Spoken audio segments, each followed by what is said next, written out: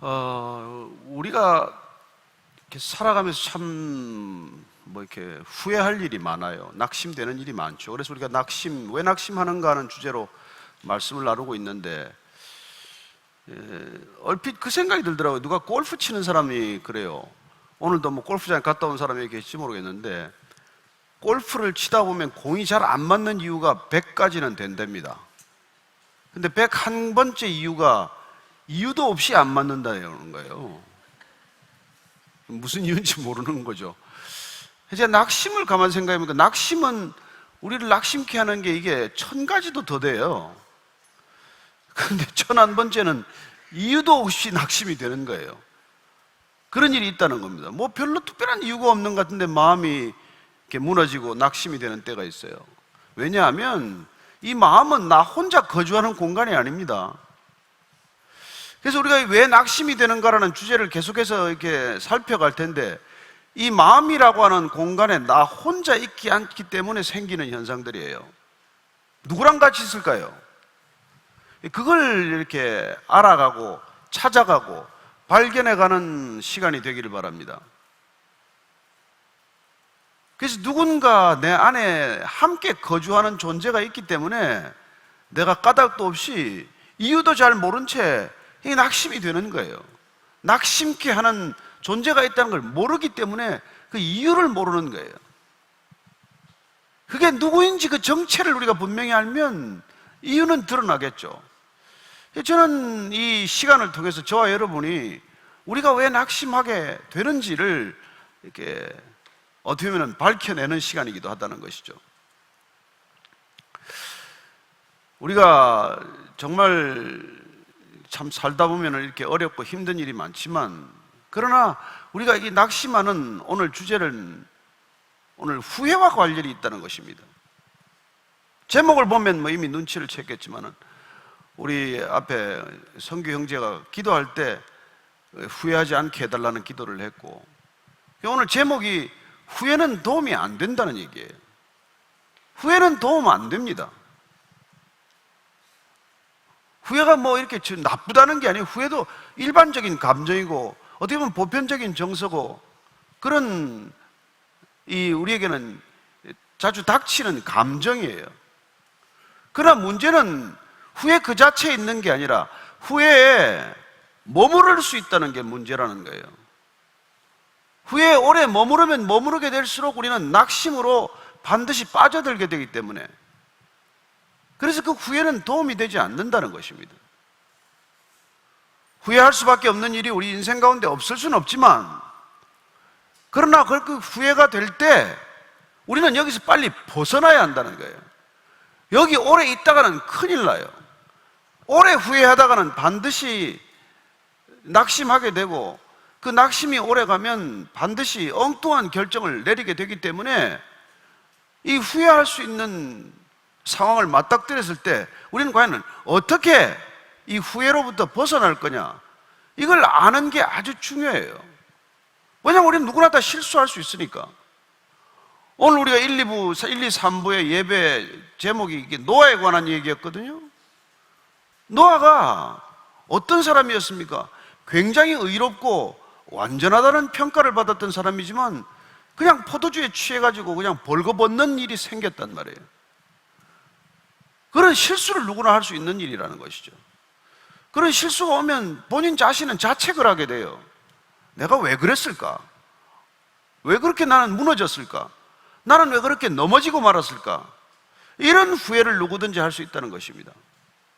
그렇다면 이런 후회가 왔을 때 왜 후회에 오래 머무르는 사람들이 있냐는 것이죠.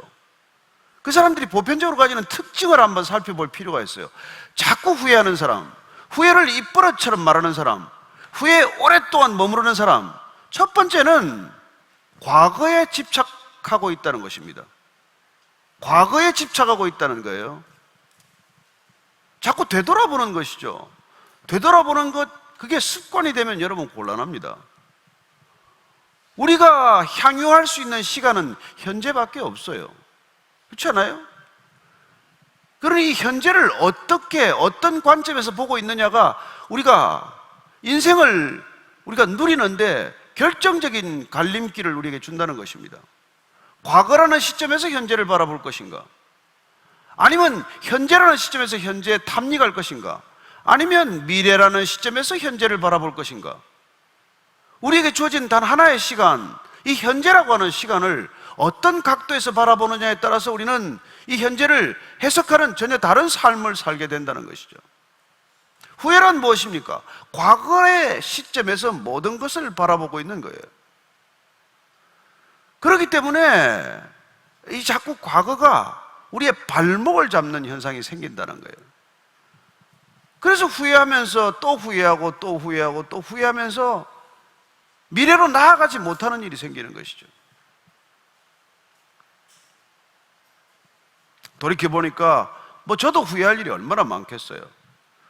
그러나 그 후회할 일을 생각하지 않고 내게 주어지는 미래를 생각할 때 나는 힘을 얻고 일어설 수가 있지만은, 과거에 내가 잘못한 실수들을 날마다 기억하고 그 잘못을 꺼내놓고 날마다 그걸 후회한다고 해서 무슨 변화가 있냐는 거예요. 무슨 도움이 되냐는 겁니다. 여러분, 엎질러진 물이에요. 과거는 이미 지나간 거예요. 쏟아진 물입니다. 어떻게 주워 담아요? 그렇습니다. 이미 쏟아버린 물을 쏟아버린 사실로, 쏟아버린 사건으로 그냥 내버려 두고 우리는 가야 되는 것이죠. 컵이 깨어졌다면 깨어진 채로 두고 가야 되는 것이죠. 근데 깨어진 컵을 붙들고 울면 뭐 하겠어요? 우리 속담에 죽은 아이들 이렇게 머리 쓰다듬기랄까요? 이런 말이 있어요. 죽은 아들을 머리를 쓰다듬으면 어떡하겠습니까? 이미 떠난 건데. 그러나 그 아들을 내가 왜 보살피지 못했나? 왜 아들하고 같이 못 갔나? 그 시간을 내가 왜 같이 못했나? 혹은 교통사고로 두 다리를 잃었다고 칩시다. 조금 끔찍한 비유이긴 하지만, 그러나 다리가 떨어져 나갔어요. 근데 그 떨어져 나간 다리를 계속 있는 것처럼 착각하고 만지면 어떻게 됩니까? 이미 없는데. 또 후회한들 뭘 하겠어요? 내가 왜 신호등을 어겼지? 내가 왜 과속을 했을까? 내가 왜 차 점검을 안 했을까? 아니, 내가 왜 그 시간에 외출했을까? 그러다가 어디까지 후회하겠어요? 나는 왜 태어났나? 그러겠죠. 실제로 그래서 결국은 후회하다가 낙심이 되어서 자기 목숨을 스스로 끊는 사람들이 있지 않습니까? 그러나 어떤 사람들은 그런 과거에 집착하지 않아요. 여러분들 들어 알겠지만 오프라 윈프리라는 여자는 여러분 얼마나 끔찍한 일을 과거를 가지고 있는지 몰라요. 9살 때 성폭행을 당하고 14살 때 임신을 하고, 그래서 아이를 낳았다가 2주 만에 애가 죽고, 끊임없이 그 이후에도 성폭행을 당하고 삼촌에게도 당하고 엄마의 남자친구에게도 당하고, 어떻게 회복할 수 있겠어요? 그러나 그 과거에 묶이지 않고 과거로부터 풀려났기 때문에, 과거를 후회하지 않고 과거로부터 가감히 떨치고 나왔기 때문에 미국의 수많은 사람들에게 어떤 삶의 목적을 안겨주게 되고 모델이 된 거나 마찬가지죠. 저는 우리 자신이 후회할 수밖에 없는 상황들을 맞닥뜨리지만, 그러나 그 후회에 머무르는 것보다도 더 어리석은 선택은 없다는 것입니다. 제가 사실은 부끄러운 고백이지만은 이 부부싸움을 예전에 조금 했거든요. 근데 그건 이렇게 정말 싸울 수밖에 없는 상황이에요. 내가 늘 술 먹고 늦게 들어왔으니까. 그러니까 늦게 들어오면 이제 제 아내는 왜 이렇게 늦었냐고 얘기를 하면, 저는 이제 왔잖아. 이제 돌아왔잖아. 왔으면 지금부터 얘기하면 되잖아. 내가 뭘 하다 왔는지가 뭐가 중요해? 늦은 게 뭐가 중요해? 그래서 더 화를 북돋았다는 것입니다. 사과는 하지 않은 주제에. 그러나 어쨌건 저는 그때부터 지나간 시간, 이거는 돌이킬 수 없는 시간 아니냐는 거예요. 이미 지나간 시간인데 이걸 우리가 규명하려고 시간과 에너지와 삶을 거기다가 붙들어 맬 필요는 없다는 것이죠. 그렇습니다. 우리가 후회하는 가장 큰 이유는 과거 중심적인 삶의 패러다임엔 나도 모르게 익숙해져 있다는 뜻이에요. 과거의 삶에 이미 내 삶을 투영하고 있어서 과거가 나를 지배하는 삶을 살고 있기 때문에 후회하는 게 자칫 버릇이 될 수 있다는 거예요. 때로는 후회하는 게 나 자신을 달래는 방법이기도 해요. 자기 연민에 빠지는 것이죠. 기껏 자책하는 듯 하지만 자기 연민을 통해서 어떻게 보면 시간을 죽이고 있는 거예요. 그래서 그 후회는 전혀 도움이 되지 않는다는 것입니다. 그렇습니다. 과거에 집착하는 것이야말로 우리 삶을 그렇게 굉장히 소진시키는 거예요.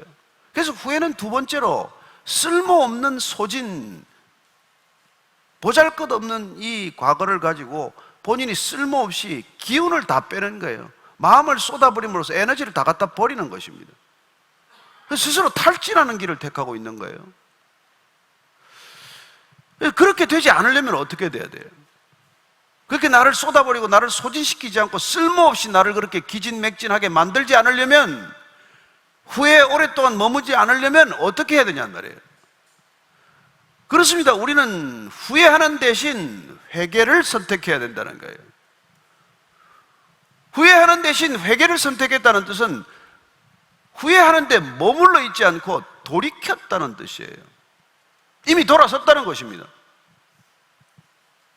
그래서 회개하는 사람은 이미 후회로부터 빠져나왔다는 것을 경험하게 됩니다. 자, 예를 들어서 그래요. 나는 제가 그래도 비교적 익숙한 경험이 과거에 술을 오랫동안 마신 경험이니까, 이제 술을 먹고 나면 과음을 하게 되고 아침에 일어날 때 머리가 지끈지끈하거나 무슨 일을 펑크를 내거나 후회하는 상황을 맞닥뜨려요. 그러면 이 후회에 머물러 있는 사람은 어떻게 해요? 후회하고 그날 밤에 또 술 약속이 있으면 거기 가서 또 과음을 하는 거예요. 핑계는 있죠. 윗사람이 자꾸 잔을 돌리니까 어떻게 해요? 먹고 싶지 않지만 계속 그런 상황에 빠졌는데 어떡하라는 얘기예요. 그래서 나는 또 후회할 수밖에 없는 상황을 또 합리화하고 또 그 후회를 하는 일을 날마다 되풀이하는 수가 있다는 것이죠. 대부분의 알코올릭들이 그렇게 해서 알코올릭이 되는 거죠. 그러나 만약에 회개하는 사람은 어떠냐는 말이에요. 안 가는 거죠. 그 술자석에 욕을 얻어먹더라도, 아니면 가더라도 술잔을 과감히 거절하 노하는 거죠. 나는 한 잔 먹고 더 이상 못 먹겠다, 완샷 하라 그래도 계속 홀짝거리고 앉아있다든지 뭐 그럴 수밖에 없는 거죠. 그게 여러분 회개한 거란 말이에요. 왜냐하면 술을 지나치게 마셨을 때 내 몸을 상하게 되고 일을 못하게 되는, 후회할 수밖에 없는 상황을 맞닥뜨리기 때문에 나는 더 이상 후회하지 않기를 결심했기 때문에 나는 회개를 결정했기 때문에 그런 거예요. 술을 끊는 회개는 아니지만 더 이상 술을 지나치게 마시는 일은 하지 않겠다는 건, 그런 결단을 가지고 그런 삶을 살아내는 걸 회개했다 그런단 말이에요. 그렇습니다. 후회할 수밖에 없는 술버릇에서 빠져나오는 길은 회개하는 것이고 더 이상 그렇게 안 마시는 거예요. 저는 그렇게 안 마시겠다고 회개를 했다가 머리에 술을 끼얹는 사람을 만났어요. 엊그제까지 잘 마시더니 왜 그래? 그렇게 술을 내 머리에 부었지만 나는 회개했기 때문에 더 이상 술을 안 먹기로 결정을 한 거예요. 수모를 겪더라도, 창피를 당하더라도, 조롱을 받더라도. 여러분, 그게 회개란 말이에요. 더 이상 나는 회개라고 하는 방법을 통해서 후회를 통한 감정의 소모, 에너지의 탈진, 그런 내가 스스로 자꾸 소진되는 삶을 안 살기로 결정을 했단 말이에요. 그게 빠져나온 것입니다. 아시겠어요? 그러다 보니까 저는 더 이상 후회하는 버릇을 이렇게 갖지 않게 되고, 그리고 진정한 회개를 통해서 나는 거듭남을 경험하는 삶을 살기 시작하는 것이죠.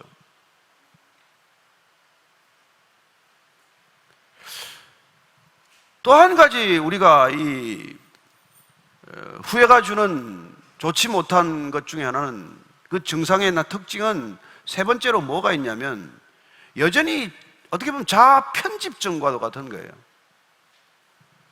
여전히 자아 편집증과도 같은, 어떻게 보면 소아병적인 것과도 같은 그런 편집증에 사로잡혀 있다는 것입니다.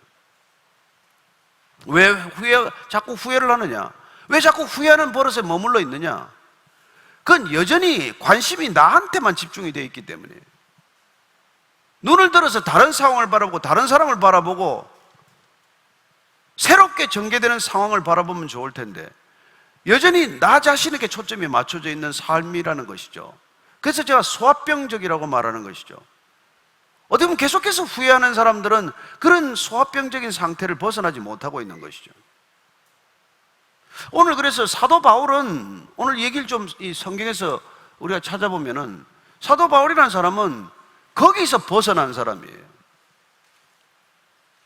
그런 자로 편집증을 앓을 수밖에 없는 상황에서 그가 어떻게 벗어났는지를 한번 우리가 볼 텐데 고린도전서 15장 3절에서 10절까지 말씀을 한번 같이 한번 읽어보십시다. 한번 자막을 통해서 한번 같이 읽어 시작. 내가 받은 것을 먼저 너희에게 전하였노니 이는 성경대로 그리스도께서 우리의 죄를 위하여 죽으시고 장사 지낸 바 되셨다가 성경대로 사흘 만에 다시 살아나사 게바에게 보이시고 후에 12제자에게와 그 외 500여 형제에게 일시에 보이셨나니 그 중에 지금까지 대다수는 살아있고 어떤 사람은 잠들었으며 그 후에 야고보에게 보이셨으며 그 후에 모든 사도에게와 맨 나중에 만삭되지 못하여 난 자 같은 내게도 보이셨느니라. 나는 사도 중에 가장 작은 자라. 나는 하나님의 교회를 박해하였으므로 사도라 칭함받기를 감당하지 못할 자니라. 그러나 내가 나된 것은 하나님의 은혜로 된 것이니 내게 주신 그의 은혜가 헛되지 아니하여 내가 모든 사도보다 더 많이 수고하였으나 내가 한 것이 아니요 오직 나와 함께 하신 하나님의 은혜로라. 이 사도 바울은 뭐예요? 후회할 수밖에 없는 상황이 많아요. 왜 내가 스테반을 돌로 쳐 죽이는데 거기 뭐하러 갔지? 내가 무엇 때문에 그리스도인들을 잡으러 체포영장까지 받아가지고 온 그리스도인들을 잡아다가 옥에 쳐넣었지? 무엇 때문에 다메섹까지 가느라고 다마스커스까지 가는 해외로까지 가서 내가 그 사람들 잡으러 다녔지? 그런 후회하면은 후회거리가 한두 개가 아니고 왜 조금 더 예수를 일찍 못 믿었을까? 예수님을 따라다닐 때 예수님 소문이 있을 때 한번 직접 찾아가 봤으면 좋았을 텐데. 그렇습니다. 그런 후회할 일을 쭉 나열하는 거예요. 예? 먼저 베드로에게 보였고 나는 왜 늦게 만났을까? 12제자에 못 들어갔을까? 500여 형제들이 일시에 주님을 만날 때 나는 왜 거기도 맨 말석에 앉지 못했던가? 야고보에게도 보이고 그 후에 모든 사도들에게도 부활하신 예수를 만날 때 나는 그때도 못 만나는 맨 꼬랑지에 있어가지고 만삭되지 못하여 난 자 같은 그런 모자라는 사람처럼 살았지만 그러나 그는 그 부족한 나에게 머물지 않았다는 것입니다. 그렇게 초라한 내 모습에 연연하지 않았다는 거예요. 여러분 이게 중요한 것입니다. 후회할 수밖에 없는 상황들이 파도처럼 밀려올지라도 거기에 내가 빠지지 않는 거예요. 어떻게 빠지지 않았습니까? 나는 사도 중에 가장 작은 자라. 그는 사도라는 소리 때문에 많은 사람들한테 비난받았어요. 네가 무슨 사도냐? 네가 예수님을 직접 따라다니기를 했냐? 예수님한테 직접 무슨 말씀을 듣기를 했냐? 너가 무슨 사도냐? 이런 얘기를 들었던 사람이에요. 그래서 그런 교회를 박해했고 사도라는 말을 듣기를 기대하기가 어려운 사람이지만 그게 내 과거의 현실이지만 그 과거에 내가 붙들리지 않고 거기에 내가 머물지 않고 그런 하나님을 바라보기 시작한 거예요. 하나님의 은혜를 간구하기 시작한 거죠. 간구한 것이죠.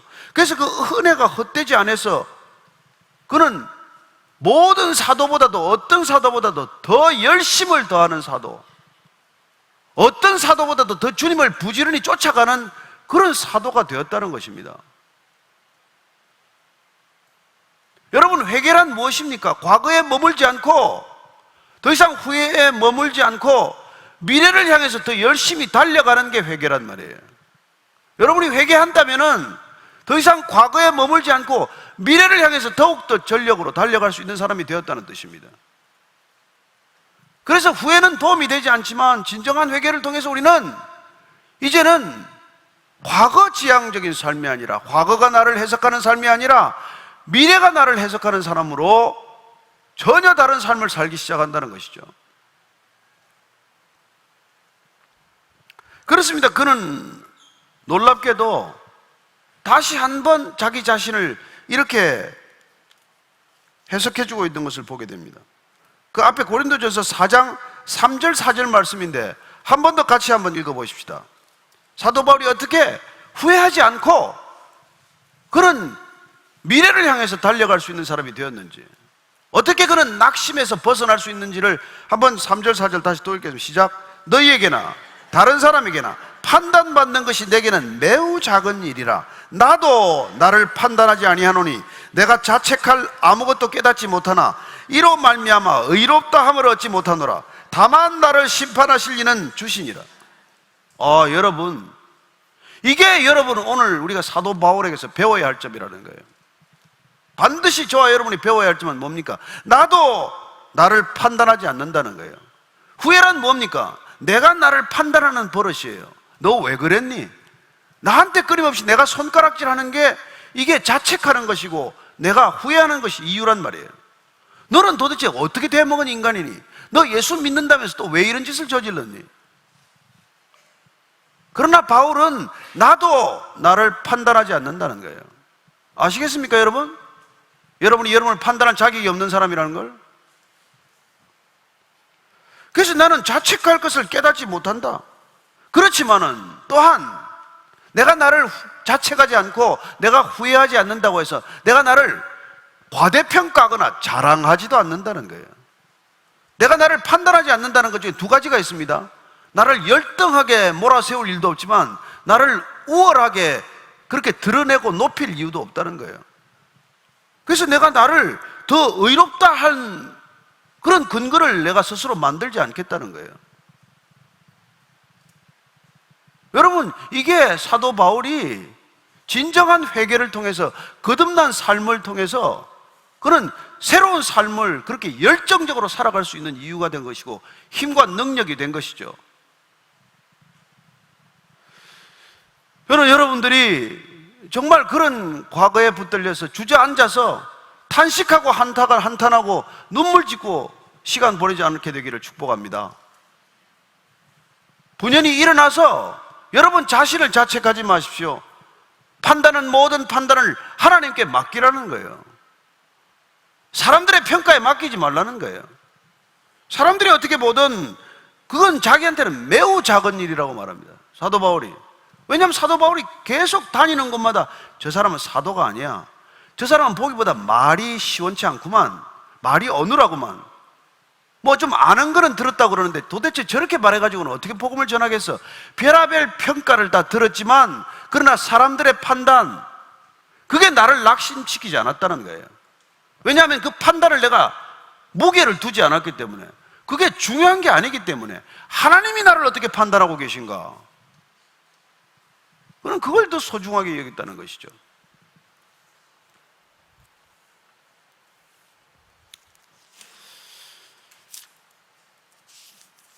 저는 여러분들이 이 세상은 얼마나 많은 사람들이 여러분에게 대해서 손가락질을 겨누고 있는지 몰라요. 뭐 그렇지 않습니까? 뭐 조그만 잘못이라도 저질러 보십시오. SNS로 도배를 때 댓글에 들을 수 없는 욕을 써놔요. 그러나 작은 일이에요. 자책하지 마십시오. 어떤 사람은 밤새 그것만 보고 있어. 뭐하러 봐요? 왜 그런데 시간을 보내세요? 나는 다시 댓글 좀 없는 세상에 살고 싶어. 예? 그냥 보지 않아요, 댓글. 좋은 말을 썼건 나쁜 말을 썼건 그게 중요한 일이 아니기 때문에. 하나님이 나를 어떻게 보고 계신가 지금? 예? 무슨 이 교회가 어떠니 저떠니 뭐가 어떠니 그런 거 중요하지 않아요. 하나님이 지금 이 교회를 어떻게 보고 계신가? 저는 오직 하나님을 우리가 바라보기 시작하고 그리고 그분을 표대로 살아가기 시작을 하면 여러분 정말 흔들리지 않는 중심을 갖게 되고 더 이상 낙심하는 버릇, 후회하는 버릇에 사로잡히지 않는다는 것입니다. 그러나 만약에 여러분들이 댓글에 묶이기 시작하고 댓글을 하루 종일 보기 시작하면 아마 제가 모르긴 해도 날마다 여러분들을 후회케 할 거라는 것이죠. 처음으로 돌아가서 우리의 마음은 지극히 복잡합니다. 우리의 마음은 그렇게 간단하지 않아요. 우리의 마음을 스스로 이해하는 것이 그렇게 쉬운 일이 아닙니다. 왜냐하면 나 혼자 거주하지 않는 공간이기 때문이라고 말씀드렸습니다. 그래서 여러분들이 이 마음이라는 공간 안에 누구를 초청하느냐? 그게 여러분들이 어떤 삶을 살게 되느냐는 결정적인 갈림길이 된다는 거예요. 여러분들에게 끊임없이 손가락질하는 존재를 불러드릴 것이냐, 아니면 여러분들에게 끊임없이 등을 토닥여주고 이렇게 세우는 손길을 초청할 것이냐, 이 갈림길, 이 선택, 이게 저와 여러분의 인생을 가르는 중요한 분기점이라는 것입니다. 사도 바울은 어떤 선택을 했습니까? 후회를 선택하지 않고 회개를 선택했다는 것입니다. 과거를 선택하지 않고 미래를 선택했다는 것입니다. 그는 더 이상 후회에 머무르지 않고 하나님이 인도하시는 걸음을 성큼성큼 내딛기 시작한 것이죠. 신앙이란 무엇입니까? 왜 아름다운 동행에 오셨습니까? 무엇 때문에 믿음의 길을 가기로 결정하셨습니까? 여러분 인생의 패러다임을 바꾸기 위해서예요. 여러분들의 삶을 과거에서 더 이상 보지 않고 후회에 머무르지 않고 어떤 후회할 일이라도, 어떤 실수와 실패와 실족이 있었다고 하더라도 거기에 머무르지 않고 분연히 우리는 미래로부터 우리를 붙들어 주시는 힘, 그 능력에 붙들려서 살아가기로 결정한 것이죠. 그게 믿음의 선택이요, 그게 믿음의 삶이요, 그게 아름다운 동행이라는 것입니다. 누구와 동행하는 것입니까? 옆에 있는 사람하고? 아니요. 여러분들을 끊임없이 격려하고 위로하고 회복시키는 그 힘과 손에 붙들리는 동행을 선택했다는 것입니다. 낙심하지 마십시오. 세상이 여러분을 낙심시킬지라도. 후회를 선택하지 마십시오. 아무리 후회할 일이 많더라도 하나님이 여러분을 다시 의롭다고 하실 것입니다. 그래서 주님께서는 우리에게 70번씩 7번이라도 용서하는 주님을 우리에게 보여주시는 것이고 들려주시는 것이죠. 70번씩 7번이라도 후회할 일이 있다고 하더라도 하나님께서는 용서를 통해서, 회복을 통해서, 위로를 통해서 우리를 다시 이렇게 세우는 놀라운 능력을 경험하는 것입니다. 저는 사도 바울이 나는 죄인 중에 괴수라 그런 고백을 성경에서 읽고 제가 비식 웃었어요. 네가 죄를 알기나 해? 내 앞에서 죄 얘기하지 마. 제가 만약 죄에 머물렀다면, 제가 지은 죄를 놓고 묵상을 한다면, 제가 후회에 머물러 있다면 저는 이 자리에 설 수 없는 사람이에요. 그러나 저는 돌이켰고, 그리고 돌이켰을 때 주님께서는 우리를 의롭다 하시는 음성을 들었고, 다시 한번 너는 나를 따르겠느냐 묻는 질문에 네, 저는 주님을 따르겠습니다, 세상을 따르지 않겠습니다, 주님을 따르겠습니다 결정했기 때문에 여러분 앞에서 다시 낙심하지 말라고 얘기할 수 있는 것이고, 여러분이 어떤 선택을 할 건지 다시 한번 여러분들에게 물을 수 있는 시간을 갖게 된 것이죠. 다시 묻습니다. 후회하시겠습니까? 회개하시겠습니까? 과거로 현재를 살겠습니까? 아니면 미래로 현재를 사시겠습니까? 여러분이 결정하십시오. 기도하겠습니다. 하나님 아버지, 더 이상 후회에 머무르지 않게 하시고 과거에 붙들린 삶을 살지 않도록 붙들어 주셔서 미래가 우리를 지배하는 삶 되게 하시고, 사람들의 손가락에, 비난에, 질책에 요동치는 삶이 아니라 변함없이 우리를 위로하고 회복하는 주님의 손길에 붙들린 생애가 되게 하여 주옵소서. 예수님 이름으로 기도합니다. 아멘. 이게 사실은 지금 아름다운 동행의 Q&A가 이게 알려져가지고 제가 어디 집회를 가면 이걸 해달라는 거예요. 아니 이분은 안 갔는데, 이 시간은 여러분 의사인 우리 안신기 목사님과 기자였던 조정민이가 의기투합하는 시간이에요. 아시겠습니까? 이게 아무데나 되는 일이 아니에요. 자랑인가? 네. 목사님, 근데 돌이켜서 과거로부터 떠나라 그러셨잖아요. 근데 그거를 혹시 사람들이 그 무책임한 거 아니냐 이런 식으로 뭐라 그럴까, 비난하는 사람들도 있잖아요. 그래서 가장 확실한 건 우리가 회개라고 아까 말씀드린 것들 건 돌이켜서 더 이상 그런 이렇게 실수나 잘못을 반복하지 않는 것보다도 확실한 그 보상은 없는 거죠. 내 인생이 가장 보상받는 길은 더 이상 후회할 삶을 택하지 않는 것 아니겠어요? 근데 이렇게 딱 돌이켰는데, 한 번 딱 돌이키면 아주 안 돌아가야 되는데. 제가 보니까 뭐 입도 2번 돌아가더라고요. 네. 그러나 돌이킬 때 잡아주는 축이 있다는 게 중요한 거죠. 그전에는 돌아가도 돌아간 줄은 몰랐는데, 이게 돌아갔구나를 아는 게 중요한 거죠. 그래서 사실은 이게 우리가 뭐 성령 충만하다 이런 건 실수를 안 하는 게 아니라 실수로부터 되돌이키는 시간이 점점 짧아지는 것, 죄로부터 다시 돌이키는 왕복 시간이 점점 거리가 짧아지는 것, 예? 돌이키는 시간과 거리가 점점 짧아지는 게 이게 성령 충만이라고 보는 거죠.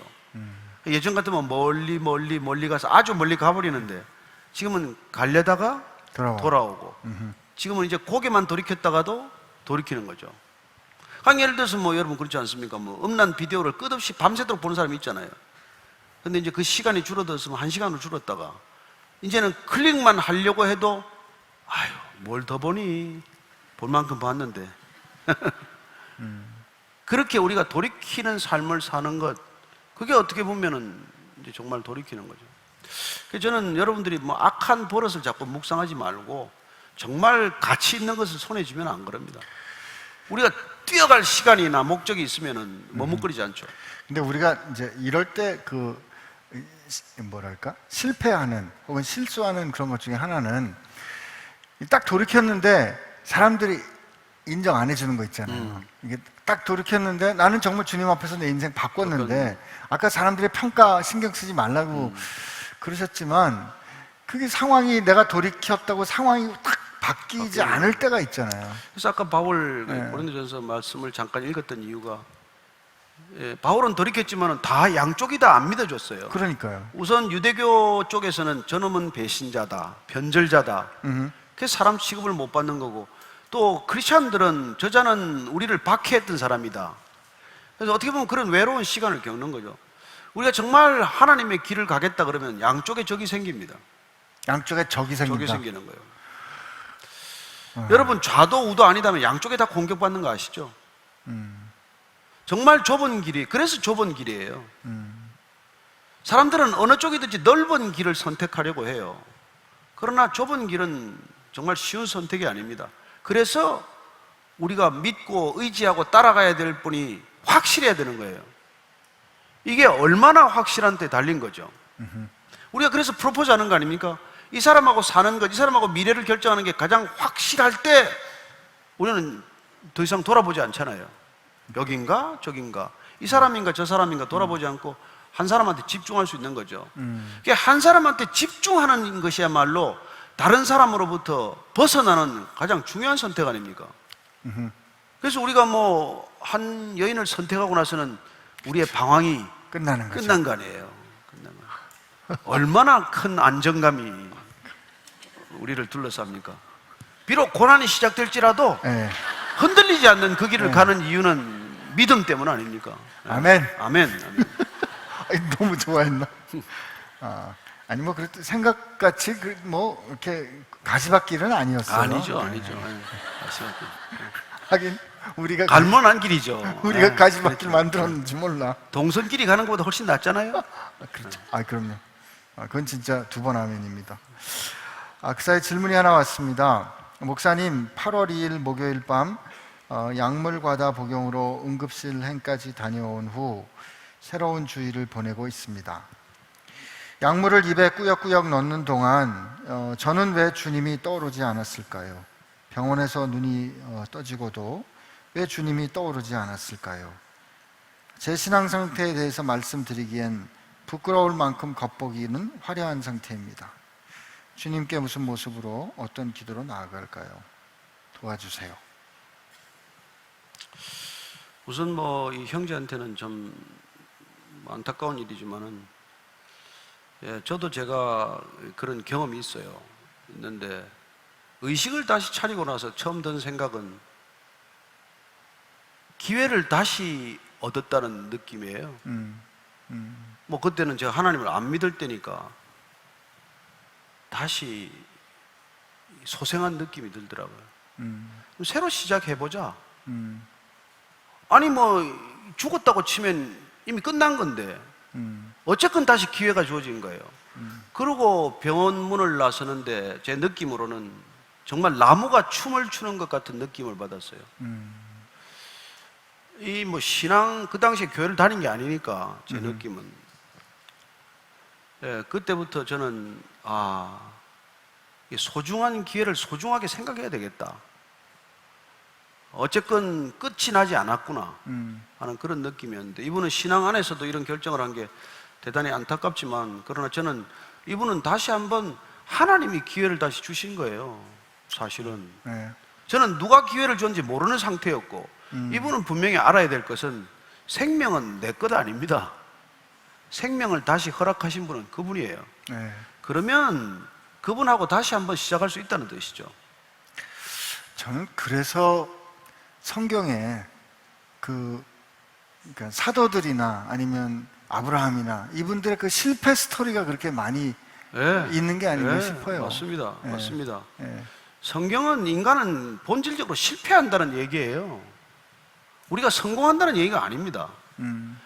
인간은 어떤 사람도 궁극적으로는 실수할 수밖에 없는 존재라는 것, 인간은 궁극적으로 죄로부터 자유롭지 못하다는 것, 내 힘으로는 반드시 홀로 설 수 없다는 것, 그게 성경 얘기예요. 그래서 하나님께서 내가 붙들어 주겠다, 내가 너를 택했다, 내가 너를 지명했다, 내가 너를 불렀다, 내가 내 이름을 내 손바닥에 새겼다, 너는 내 거다. 그렇습니다. 내 게 아니라 그분 거라면 내가 내 마음대로 할 수 없는 거죠. 왜 내 마음대로 하려고 하냐는 것이죠. 정말 두 손을 철저히 들고 나면, 여러분, 신앙은 하나님 앞에 항복 선언하는 거예요. 이제 나 혼자는 할 도리 다 했는데 더 이상 못 하겠습니다. 이제 뭐 죽이든지 살리든지 구워 먹든지 삶아 먹든지 마음대로 하시리라니까요. 이게 신앙의 자리예요. 그랬더니 정말 주님께서 저를 만지시는데 조금씩 빚어 가시는 게요. 그분한테 맡겨드리면 도공한테 맡긴 거나 마찬가지. 진흙이, 우리가 진흙을 만지는 도공한테 맡겼을 때 그분이 만들기 시작하는 거 아니에요. 내가 만지다가 인생을 엉망진창으로 만들었으니 더 이상 내가 못 만들겠으니 깨지고 박살이 났으니 이제 당신이 한번 만지십시오. 그게 신앙이에요. 그래서 이분은 정말 제대로 시작할 수 있는 원점에 선 거죠. 무슨 희망이 있겠어요? 제가 보니까 별로 희망이 없는데 잘 됐네 아주. 어중간하게 나한테 대한 소망을 가지는 만큼 시간만 늦어지는 거예요. 그런 거 보면 돌이키려면 네. 확실히 바닥을 치는 게 그럼요. 필요하죠. 바닥에 가야 올라오는 일만 남죠. 네. 그래서 우리가 바닥을 경험하지 못하는 게 이게 사실은 참 안타까운 일이에요. 우리 부모들이 이렇게 자녀 교육을 잘못 시키는 것 중에 하나가 자녀가 바닥을 치는 꼴을 못 보는 거예요. 아프죠, 그거는. 그러니까 같이 아파야죠. 자기도 안 아프려고 그러는 거죠. 사실은. 그 너무 이렇게 콕 집어서 말씀하시면 부모들이 부모의 괴로워요. 아주 아니, 부모의 이기심인데 사실 왜냐면 그렇게 바닥 안 치는 남들 애들도 많으니까 그냥. 나는 성경에서 제일 은혜 받은 게 하나님이 네. 집을 내보내는 가출을 허락했다는 게 이게 너무 은혜가 됐어요. 집 내가 나간 가출 애들. 여러 번 했거든요. 가출을 여러 번 했기 하긴 때문에. 초등학교 때 1번 밀항하려고 그러시고. 참. 저는 뭐 가출 전문인데. 예. 하나님께서는 가출을 허락하시는 하나님, 이게 내가 정의하네요. 틀을 깨는 것을 용납하시는 하나님, 모든 것이 다 깨뜨려도 하나님은 웃으시는 하나님. 왜요? 그런 절망적 상황에 가야 하나님을 근본적으로 본질적으로 사모하기 때문에 그래요. 하나님은 하나님을 갈망하는 것을 원해요. 보통 사람들은 나를 갈망하기 때문에 하나님한테 조금씩 그냥 도움을 청할 뿐이에요. 그러나 내가 산산이 깨어져야 정말 하나님을 갈망하게 되는 순간을 보는 것이죠. 하나님은 그 순간을 너무나 기다리시는 분이에요. 그렇게 하나님이 그렇게 갈망하는 것을 가로막는 것들을 다 우상이라고 말합니다. 어쩌면 자기 자신을 우상으로 만들고 있는 세대를 살고 있는 것이죠. 왜 그렇게 페이스북이나 트위터나 이런 걸 열심히 하겠어요? 자기가 우상이라서 그래요. 자기 어디 간 게 뭐가 중요해? 자기 그 요리 먹는 게 뭐가 중요해? 저는 우리가 이런 시대를 살기 때문에 이게 참 어렵다는 거예요. 그 은연중에 표현만 다르다 뿐이지 형태만 다르다 뿐이지 다 자기를 드러내는 삶을 산단 말이에요. 하나님을 점점 만나기 어렵죠, 뭐 사실은. 너무나 정말 안타까운 시대예요. 교회, 그러니까 우리 교회를 다닌다는 표현을 하는데 신앙생활을 한다는 건 그런 표현에서는 점점 내가 부정이 되는, 그러니까 어떻게 생각, 우리가 돌이킨다는 건 내가 점점 부정되는 그런 경험이 되겠네요. 그렇죠. 근데 목사님 목사로서 말씀을 전하고 또 어디서 그러면 사람들은 더 목사님을 많이 알아주는 그런 경험은 또 하시잖아요. 그럴 때 목사님이 하나님 앞에서 이렇게 넘어지지 않는 그런 비법 뭐 이런 게 있으신가요? 저는 또 뭐 즉각 무릎을 꿇는 거죠. 또 뭐 화장실 청소를 하든지 뭐 내가 누구인지를 알아야 되는 거죠. 사람들이 알아보는 게 기분 좋죠. 왜 뭐 기분 나쁠 건 없어요. 그러나 뭐 알아보기도 하고 인사도 하고 뭐 설교 듣는다는 얘기도 하고 뭐 해외 나가도 그런 사람들을 만나지만은 그럴 때마다 옛날에 제가 예수 안 믿을 때 읽었던 중국 문헌 소설 중에 이런 게 있어요. 책 가운데 허부 소유 뭐 문답하던 기산영수가 예아니냐 그런 말이 있는데 이 사람이 막 칭찬을 듣고 나서는 이 사람이 이렇게 이 시냇가에 가서 귀를 씻어요. 더러운 걸 들었다고. 여러분 옛날에 예수 안 믿어도 그런 사람이 살았다는 것입니다. 사람들의 칭찬이 얼마나 독인지 이걸 알기 때문에 그 칭찬을 들으면 귀를 씻었다는 거예요. 저는 뭐 그렇게까지는 우리가 하지 못합니다만은 어쨌거나 정말 하나님께 우리가 영광을 가로챘구나 이런 표현을 쓰지 않습니까? 왜 하나님이 드러나지 않고 자꾸 내 이름이 드러나지? 이거 잘못 살고 있는 거죠 사실은. 어떻게 보면 하나님 상급을 다 까먹는 거죠. 하나님 앞에 서면 이럴 거예요. 너 세상에서 칭찬 다 받고 왔잖아. 너 사람들이 알아줄 만큼 알아주는데 내가 뭘 또 너를 알아줘야 돼? 그런 하나님의 말씀을 들을 소지가 크다는 거죠. 그러니까 사실은 저는 일부러 욕을 얻어먹을 짓을 좀 하는 거죠 지금. 사람들한테 욕을 좀 먹어야 하나님한테 칭찬, 그게 칭찬이 될 거라는 걸 알기 때문에. 그래서 이렇게 동행하는 거 아니에요? 이거 하면 뭐 욕하는 사람 많습니다. 아니 그리고 평소에 사모님께서 욕 많이 하시잖아요. 비밀인데. 아니 그때 욕한다는 건 나쁜 뜻이 아니고요. 예. 제가 옆에서 이 관찰을 할 수 있잖아요. 예. 이제 목사님 말씀을 하셨는데 뭔가 조금 그러니까 성도들 입장에서 불편하시면 그냥 사모님이 딱 그거 이상하다 이렇게 말씀하십니다. 제가 중간에 괜히 낄 때가 좀 어렵긴 하지만 저는 절대 설교 제목 같은 거 안 가르쳐 주거든요. 뭐 무슨 본문이 뭔지 제목이 뭔지 이거 보고 알아라. 너 성도 아니냐? 그런데 이제 듣고 나면은 성도로서 내가 한마디 하겠다 이렇게 얘기하는 거죠.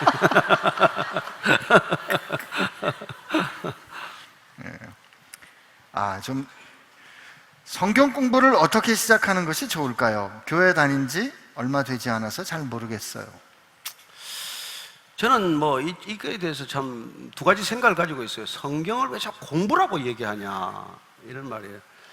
성경은 여러분들이 공부해서 깨달을 수 있는 책이 사실 아니에요. 깨달으면 잘못 깨달을 가능성이 대단히 많아요. 그냥 성경 그냥 먹어야 돼. 먹어야 돼.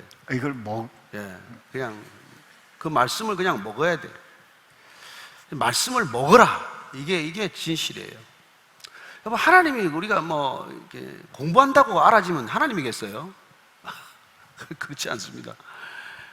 우리 아이들이 내가 무슨 말을 하든 못 알아들으니까 그 말을 어려서 갓 태어나서 끊임없이 반복하면서 그 말을 먹거든요. 아빠라는 말을 먹어서 내 안에서 아빠가 인식되는 거예요. 하나님은 내가 끊임없이 먹음으로써 내 안에서 하나님이 자각되고 인식되는 상태까지 가야 되는 것입니다. 그래서 여러분들이 말씀을 좀 하나 정말 먹는 것, 어떤 말씀을 가지고 1년이고 10년이고 먹는 게 너무 중요해요. 저는 여러분들이 시편 23편부터 시작해 보기를 원합니다. 시편 23편을 먹으세요.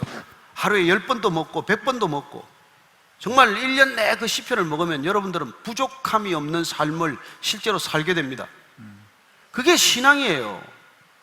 여러분 공부해봐야 이게 머리 안에서 머물면 되지 않습니다. 머리만 복잡해요. 그래서 나는 성경 공부 많이 하는 사람들을 뭐 그렇게 썩 달갑게 보진 않아요. 머리만 또 커져가지고 이제 설교는 더 안 들려요. 자기가 아는 성경적 지식에 자꾸 채 걸르기 때문에. 저는 여러분들이 이렇게 성경을 먹을 수 있게 되길 바랍니다.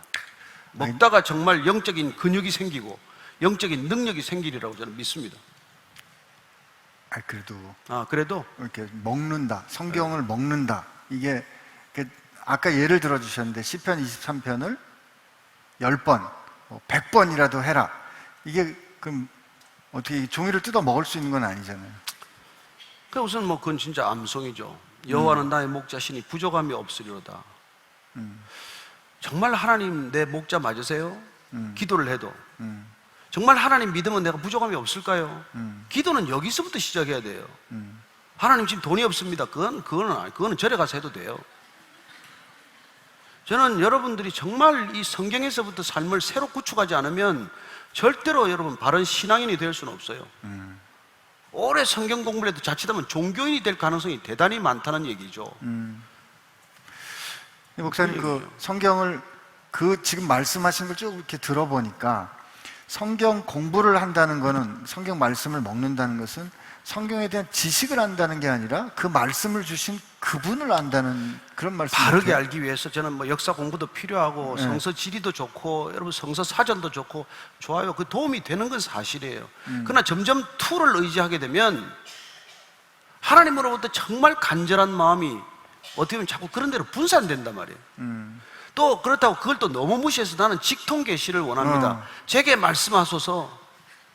그래서 동으로 가라, 귀인을 만날 것이다, 이런 얘기를 자꾸 듣고 싶어 하면 안 된단 말이에요. 성경이 말하고자 하는 말을 들어야 되기 때문에 여러분들 성경에서 출발하는데, 다만 이게 어려우면은 어린이 성경부터 시작하세요. 괜찮아요. 성경 전체가 무슨 이 얘기를 하고 있는가를 알기 위해서. 그게 차라리 저는 더 건강한 성경 공부라고 믿는 사람이에요. 어린이 성경을 저 읽었습니다. 쉬운 성경 구해서 봤어요. 현대인의 성경 읽었습니다. 우리말 성경도 봤어요. 메시지도 읽었습니다. 저는 그보다 더 좋은 성경 공부는 없다고 믿는 사람이에요. 실제로. 뭐 저는 신학대학도 가봤지만 제가 그 어떤 신학대학에 가서 이제 집회를 했는데 그 신학대학원의 그 학장님이 우리 베이식교회 얘기를 듣더니 맞습니다. 구약 전공인데 그분이 우리 교회 쇼크를 받고 성도들이 1년에 한 번, 두 번 성경을 읽는데 정작 신학 교수인 나는 안 읽었습니다.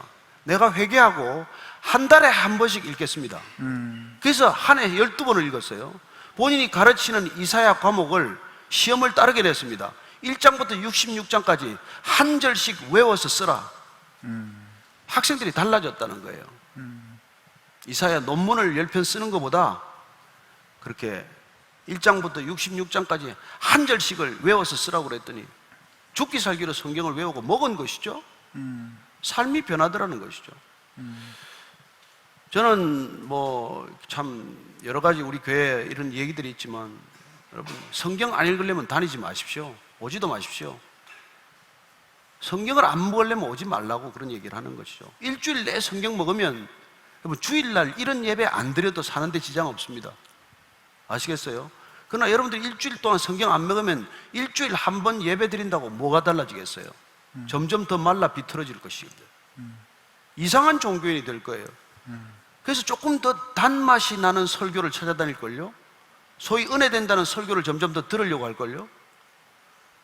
저는 우리 같은 목사 설교보다도 예수님 설교를 들어야 한다고 믿는 사람입니다. 아멘. 여러분들이 하도 안 읽으니까 이런 시간이 생긴 거예요. 네. 하여튼 그 오리지널을 보셨으면 좋겠고, 그리고 이걸 보면 이단에 안 빠집니다. 네. 이걸 안 봐서 이단에 붙들려 가요. 이단이 다 성경 공부하지. 우리가 하도 교육을 받다 보니까 공부라 그러면 솔깃해. 공부 못한 사람들이, 공부에 한이 된 사람들이. 여러분, 선생 잘못 만나는 거는 이게 진짜 큰일 나는 일 중에 하나예요. 그래서 저는 부모들이 성경 읽고 성경 먹고 자녀들하고 같이 성경 읽으면 돼요. 같이 읽고 기도하고. 저는 그렇게 가정 예배가 회복되기를 원하는 사람이에요. 어린아이들하고 성경을 읽으면 어렵지 않습니까? 그래서 어린이 성경을 같이 읽으라는 거예요. 어른도 도움이 돼요. 어린이 성경을 읽으면. 다른 거 가르치고 잔소리할 것 없어요. 성경이 다 잔소리 해줍니다. 성경을 읽으면 부모가 잔소리할 일이 없어져요. 그리고 나부터 잘해야 되겠구나 하는 생각이 들게 돼 있다고요. 목사님 말씀 들으니까 우리가 성경을 제대로 읽으면 결국 성경이 우리를 읽어주는 것 같아요. 그렇죠. 네. 그런 내가 한 얘기인데. 그런가요? 네. 아니 뭐 한 얘기 배워서 하면 좋죠. 뭐. 누가 다른 사람이 한 얘기죠. 자녀 교육과 양육에 욕심이 과다한 엄마들 많이 봅니다. 답답하기도 하고 안타깝기도 하다가 한편으론 제가 혹시 인간적으로 게으르고 무능력한 것을 신앙적 신념으로 착각하지 않나 싶기도 합니다. 자녀 얼만큼 어디까지 맡겨드리고 어떻게 맡겨드리는 것이 지혜일까요? 저는 이렇게 아이들이 같이 성경을 읽는 시간이 뭐 1시간, 2시간 아니잖아요. 매일같이 만나를 먹듯 그렇게 성경을 조금씩 먹으면 아이들이 공부해야 될 목적을 새롭게 발견한다고 믿는 사람이에요. 왜 공부해야 되나?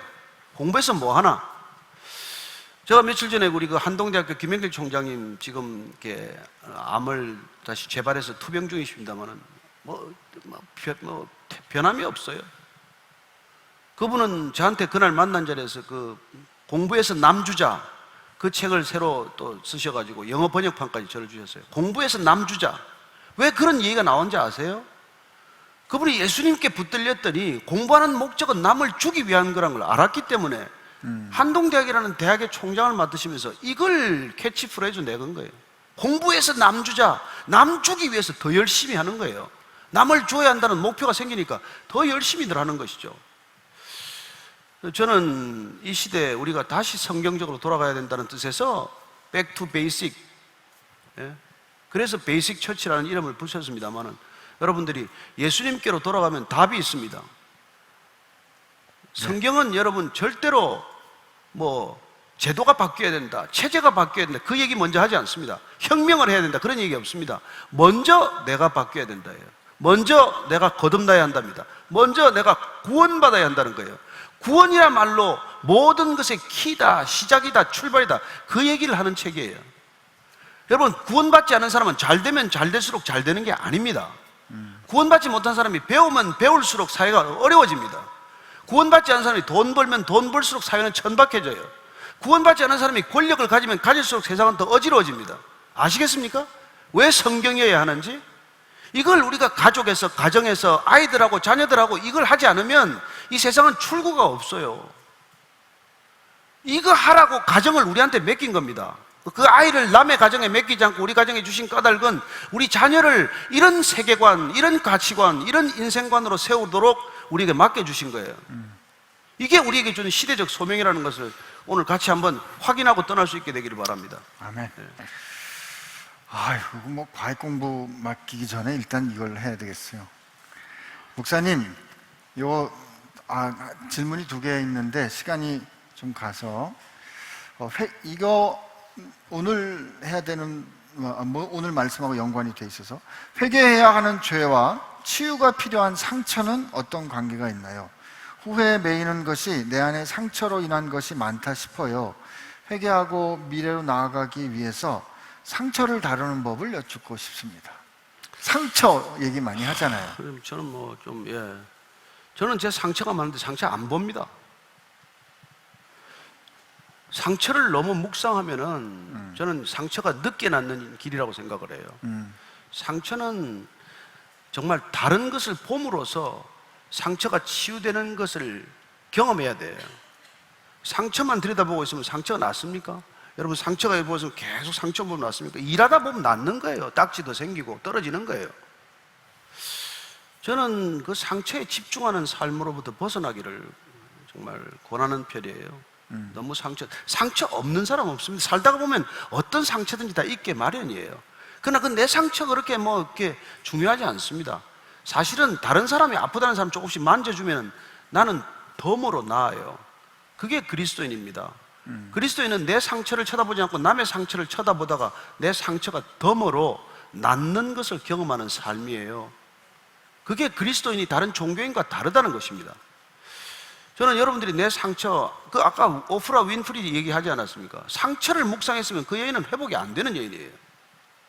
우리 가장 찬송가 많이 쓴 8,000편 썼다는 페니 크로스비, 어릴 때 눈이 멀었어요. 의사의 잘못으로. 의사를 원망하고 살았으면 무슨 일을 할 수 있겠어요? 그러나 내 상처, 장님이 된 상처, 이런 상처를 돌아보지 않고 남편도 일찍 잃게 됩니다. 그 모든 상처를 떠나고 하나님을 사랑했고 하나님을 사모했기 때문에 여러분 찬송가를 8,000편 썼다는 것입니다.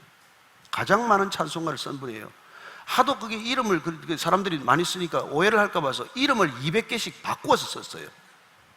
가명을 200개씩 써가면서도 찬송가를 썼던 사람입니다. 내 상처를 바라보지 않고 하나님을 바라볼 때 저절로 낫는다고 저는 믿어요. 그 목사님, 우리 그 교회에서 예수님을 믿는다는 거는 주님과 함께 죽고 살았다는 거잖아요.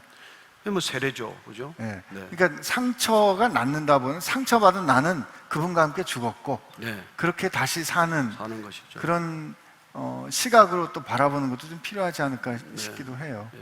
그 전 내적 치유하시는 그런데 그분들도 도움이 될 겁니다. 네. 분명히 뭐 한두 네. 번 도움이 될 수도 네. 있고 하지만은 그게 궁극적인 답은 아니라는 것이죠.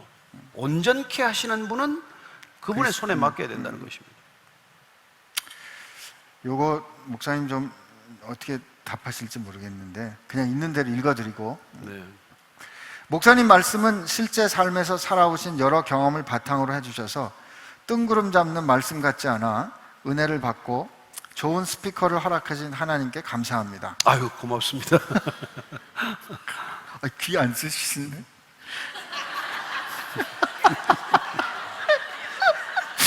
그래도 여전히 영적인 세계와 실제적인 세계의 괴리로 고민하고 갈등합니다. 하나님은 영적인 세계에서만 계신 것 같고 현실 세계에서는 나와는 상관없는 하나님같이 여겨질 때가 있습니다. 성경 속의 하나님을 성경 속에서만이 아니라 실제 삶에서 만나려면 어떻게 해야 할까요?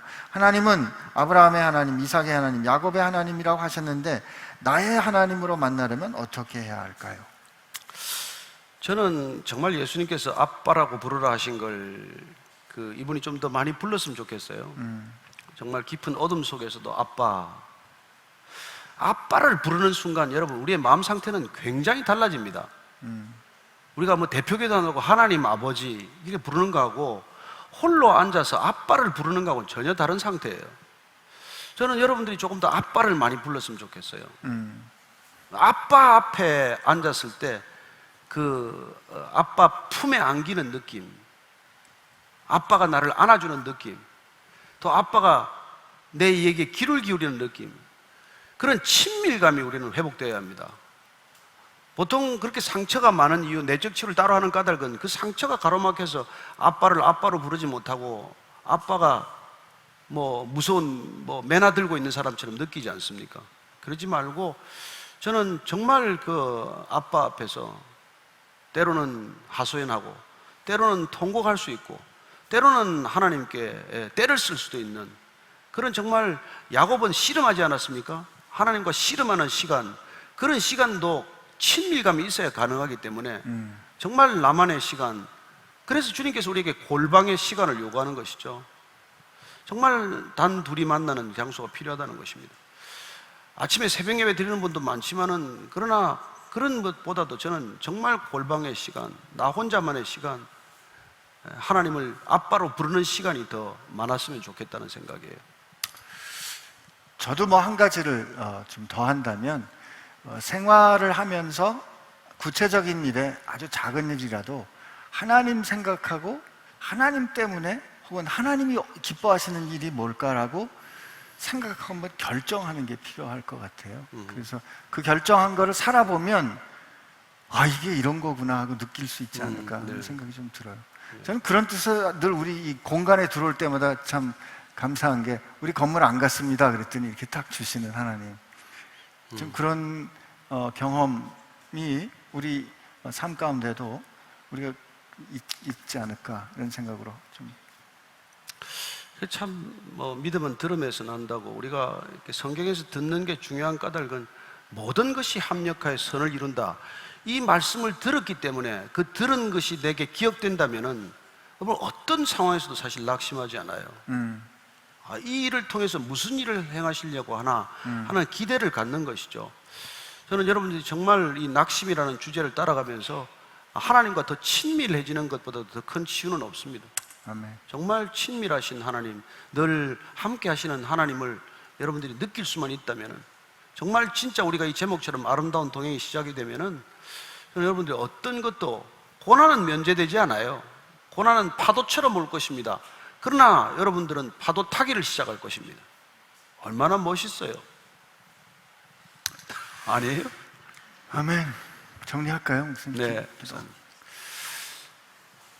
기도하겠습니다.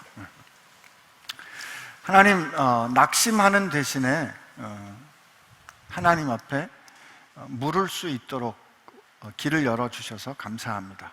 하나님, 지금 참 절망스럽고 힘들고 어려운데, 이 절망스럽고 힘들고 어려운 일을 통해서 하나님 살아계신 것을 어떻게 보여주시려고 그러시나요? 하나님, 보여주세요. 저를 하나님 뜻대로 사용해 주세요.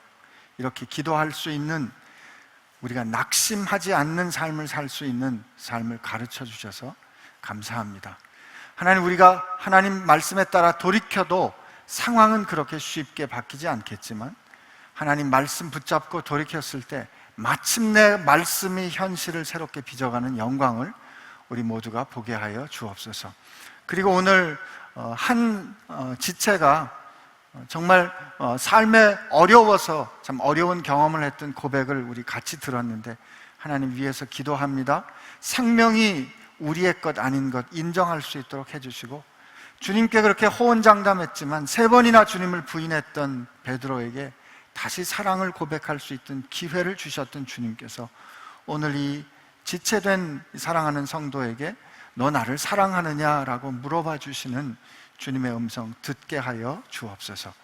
어떤 형편과 어떤 상황에 있더라도 우리로 낙심치 않게 해주시는 부활하신 주님을 사랑하옵고, 이제는 우리를 위하여 생명을 주신 예수님의 은혜와 우리를 끝까지 사랑해 주시는 하나님 아버지의 사랑하심과 우리를 손바닥에 새기시어 하나님의 자녀된 것을 증언해 주시는 성령님의 역사하심이, 형편과 상황이 어떨지라도 마침내 합력하여 선을 이루시는 하나님을 보게 하여 주실 줄로 믿고 새롭게 일어서는 사랑하는 지체들과 함께 하시기를 주의 이름으로 축원하옵나이다. 아멘.